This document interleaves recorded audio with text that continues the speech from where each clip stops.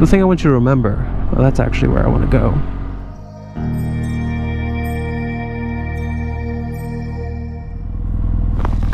Alright, we are running toasty out here. Okay, where are we at? We are on top of Lookout Mountain. Just a little past what most folks might be familiar with. We're gonna do some downhill. Let's do some downhill. It's a beautiful day out here. Gosh, it feels good with this wind. And I'll tell you what I got on my mind. I've got well, first I'll tell you what my sense is my sense that a lot of folks are feeling like something is broken with Bitcoin. And I think it only really has to do with the fact that this price is kind of languishing. Just kind of languishing, I think it's the right word. And I won't go so much into why it's doing or isn't doing something. You know, I'm not a trader, I'm not a TA bro. But I will tell you that I'm not in the least worried about it. Not in the least worried about it. And I'll tell you exactly why. And you probably hear a lot of folks talking about, well, I don't care about the price. You know, I checked my stack, have the exact same number of sats on my node in my hardware wallet than I did before. And you'd be right. You know, sats are the standard. The price in US dollars is simply just how it's valued in US dollars. But I won't get into that. So, why am I not worried? Why are none of my other BTC Maxis worried? It is a cool place to put a house. Wow. And it's because we've thought about one really serious question. One really serious question. The question is, what could actually kill Bitcoin? And I'll be honest, the answer to that question changes depending on how old Bitcoin is.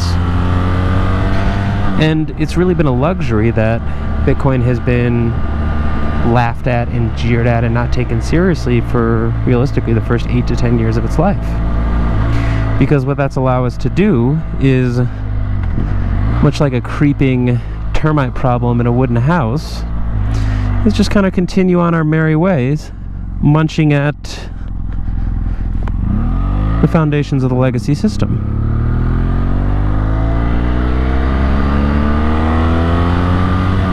And if for some reason, you know, today's threats feel a little more existential because they're coming from, instead of business actors, as maybe the New York agreement would have been, or Jihan and Roger Ver's attacks on Bitcoin would have been, maybe it feels a little more existential because today's attacks are coming, potentially, realistically they're coming from state actors. They're coming from countries, not from a company. And I think, if we're being honest with ourselves, people tend to fear the government a lot more than they fear Amazon, you know, right or wrong. So the question is, what could kill Bitcoin? What could kill Bitcoin? When it was a baby, it would have been far easier. Think of what you would have to do to kill Bitcoin. Or think of the attack vectors of Bitcoin killing. Okay, well, let's take one attack vector. The vector of mining. Everybody likes to talk about mining centralization. Well, if our recent China exploits haven't taught us anything, it's that, yeah, China can definitely influence the price of Bitcoin.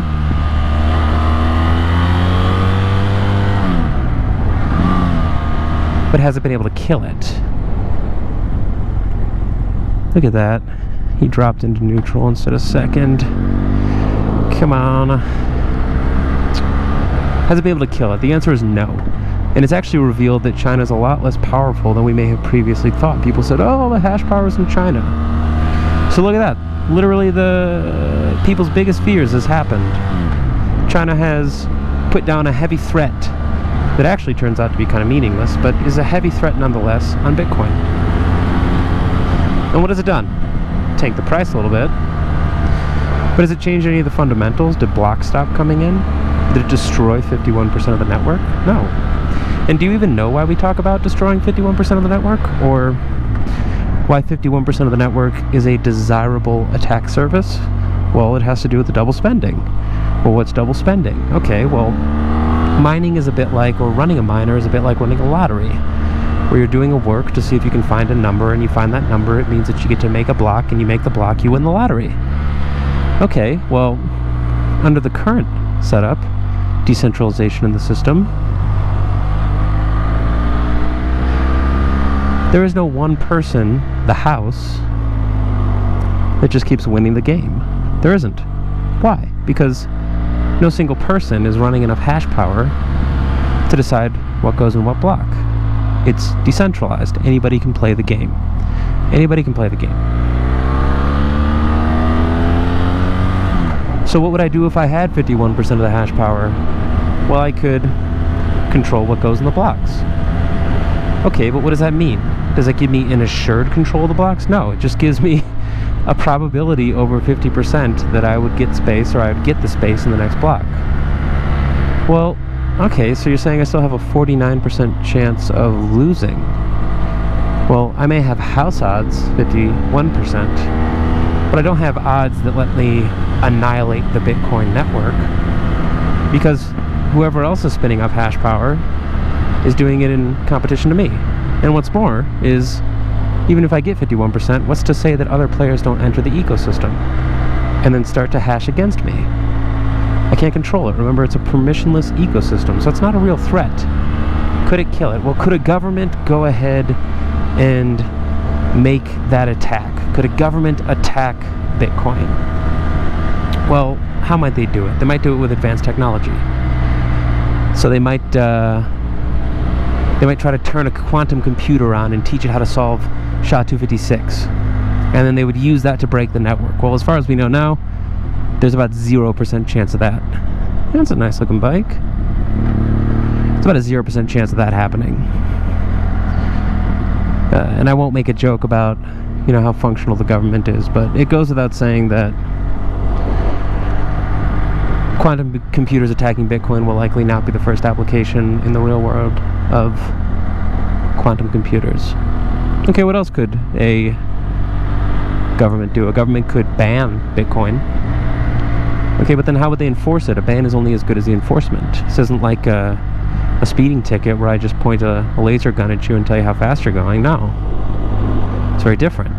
This has to do with electricity consumption. So what do? I'm going to go around monitoring electric consumers all across my state or my country, so I can go find people who are illegally or maybe consuming a ton of electricity, and that would give me an indication that they're hashing.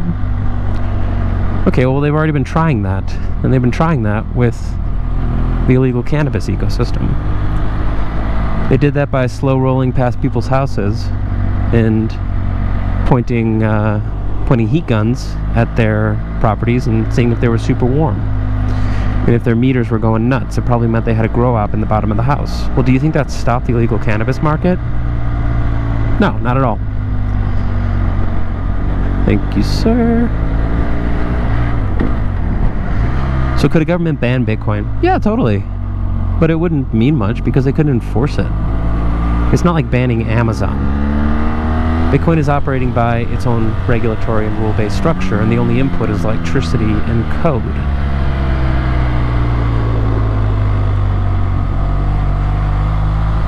So a ban is actually a disincentive for a country, because as long as this thing gets bigger and has utility and improves the lives of the folks that use it, the government at a certain point will have to capitulate. They'll have to capitulate. Well, what else could happen? Okay, well, could a government just buy hash power and run its own, competing hash power? Sure, but what would they have to do to get that hash power? Would they buy it on the free market? Would they commandeer a chip manufacturer? Think of the nightmare that it would cause any sort of state trying to purchase any kind of hash power. Could they do that? Maybe. But could they do it to the extent that they would be able to control the supply of hash power? No. So is that attack surface actually legitimate? I don't think so. So what are we seeing now? We're seeing regulation via policy. People are deciding what the second layer looks like. Or they're trying at least to regulate the second layers of Bitcoin. And by second layer, I'm talking about the permissioned parts of the second layer. So I'm talking about the exchanges, I'm talking about the on-ramps and the off-ramps, I'm talking about how banks interact.